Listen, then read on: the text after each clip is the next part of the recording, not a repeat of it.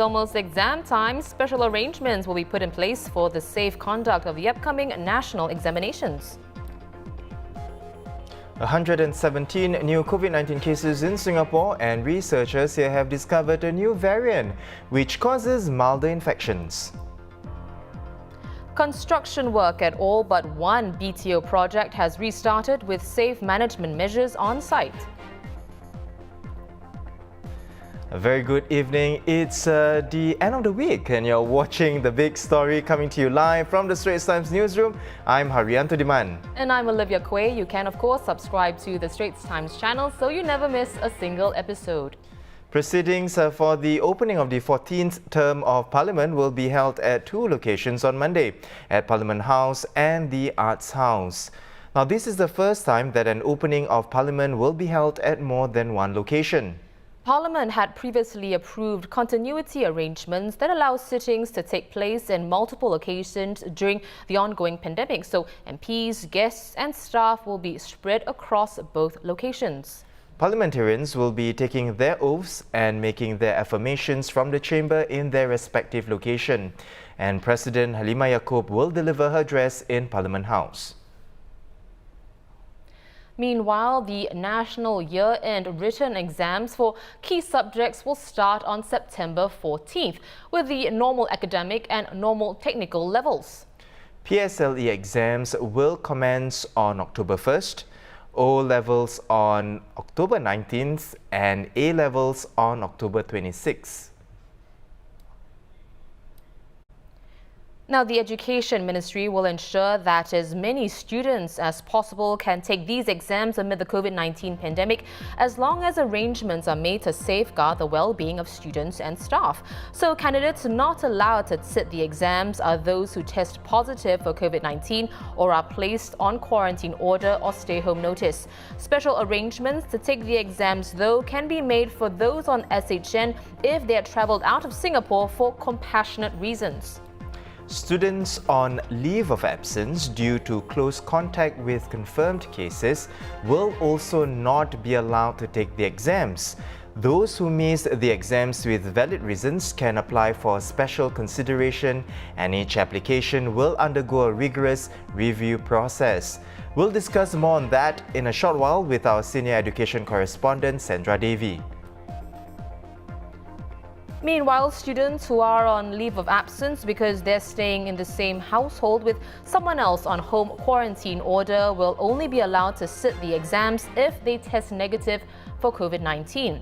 Similarly, those on medical leave due to acute respiratory infection can only take the exams if they test negative for COVID.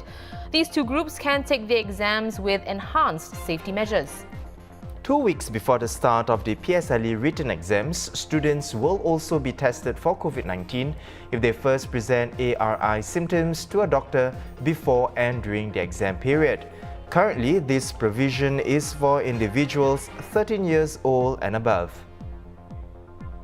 Okay, so for candidates on approved absence as a result of staying in the same household with adults with flu-like symptoms, they'll be allowed to sit for exams, also with enhanced safety measures in place. Now, these measures include taking the exams in a separate room from other students, sitting at least 3 meters apart with a cap of 10 students per exam room, designated toilets, separate entry and exit routes to prevent further intermingling. Well, for the rest of the student body, safe management measures will continue in the exam venues, including temperature screenings and mask wearing, but students can replace masks with face shields only when seated at the exam desk. They'll also be seated 1.5 meters apart from one another with a maximum of 30 candidates in each classroom. Larger venues like school halls will be zoned with a maximum of 50 students in each zone and up to 250 students per venue. Designated toilets, staggered dismissal timings, segregated entry and exit routes, those will be in place as well. Lots to discuss, and who better to do this with than our senior education correspondent, Sandra Davie. Now, Sandra, before we delve into what was announced today, why is MOE still going ahead with the national exams, given that we are still in the midst of this COVID-19 pandemic? Well, MOE and the examination board officials all feel that testing or assessments are an integral part of teaching and learning. And in our case, the national exams decide on the results are used to progress students on their educational journey, like PSLE, to go on to secondary schools. So they feel that it's important that we carry on with the exams and as safely as possible. Right. Various special arrangements have been made for students who may be affected by the virus in one way or another, but there are still groups who will not be allowed to sit the exams. What will happen to them and their grades?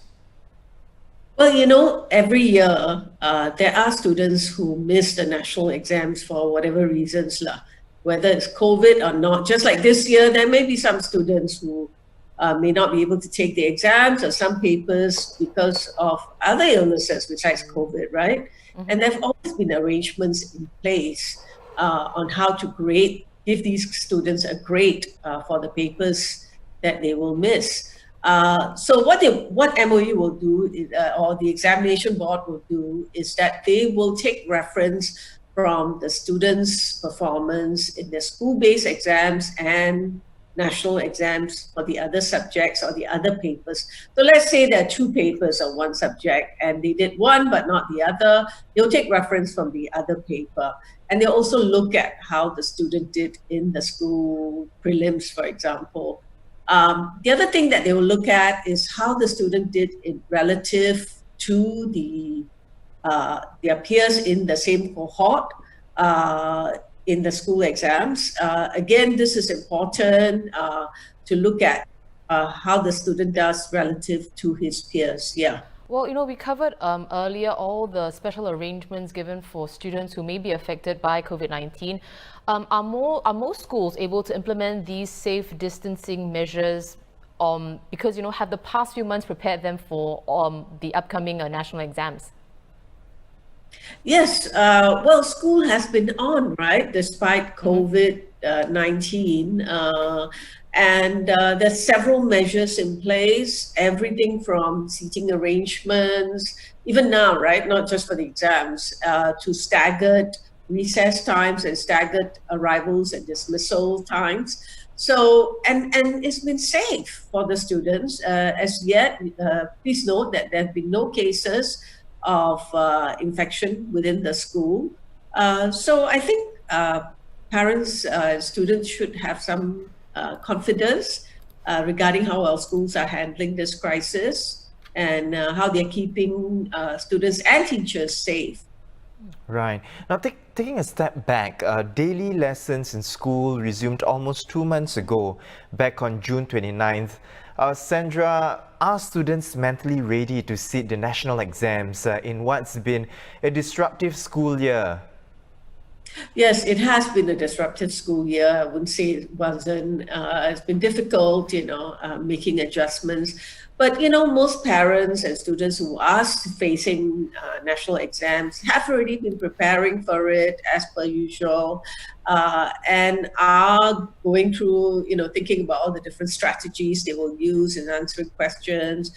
Teachers are paying attention to it as well. So yeah, it's as per usual, really. And this is just part and parcel of teaching and learning and what we go through in school. So they should be ready, I hope. Well, it's always a pleasure to speak with you, Sandra. We've been speaking to the Straits Times' senior education correspondent, Sandra Davie, and you can read more on this over at straitstimes.com.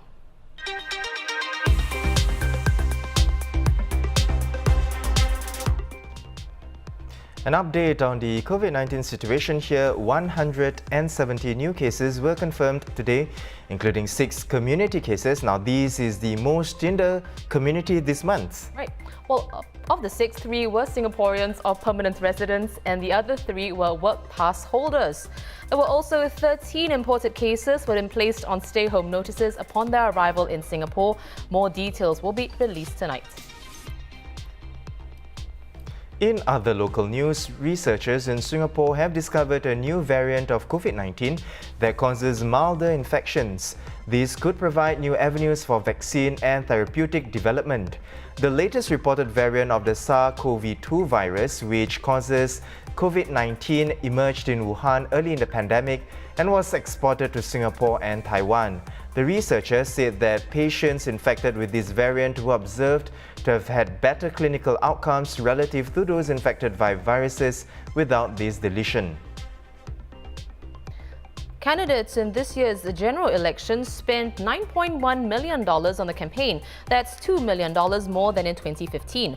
According to expenses submitted to the Elections Department, People's Action Party candidates spent a total of $6.97 million, while opposition candidates spent $2.16 million.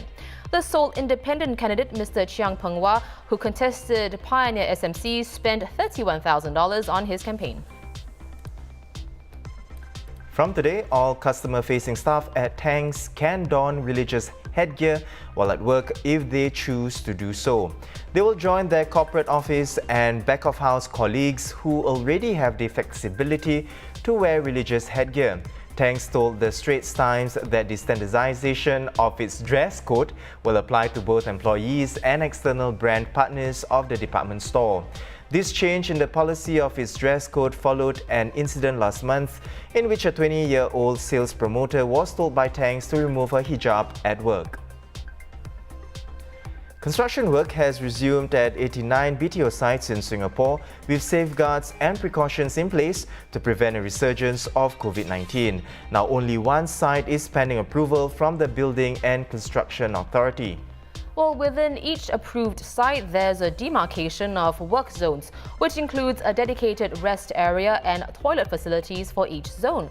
Workers are split into teams and each team is restricted to working within a single zone. Eating, resting and reporting times are staggered for different teams to reduce possible congregation of workers. Other safe management measures include automated temperature taking and safe entry scanning at the entrance. National Development Minister Desmond Lee visited the Sandra Davie BTO site in Bukit Panjang today to observe some of the measures. He also reassured homeowners that HDB will continue to do their best to minimize delays for all other BTO projects. The HDB previously said some BTO projects would be delayed by about 6 to 9 months beyond their original estimated completion dates because of material supply disruptions and manpower shortages.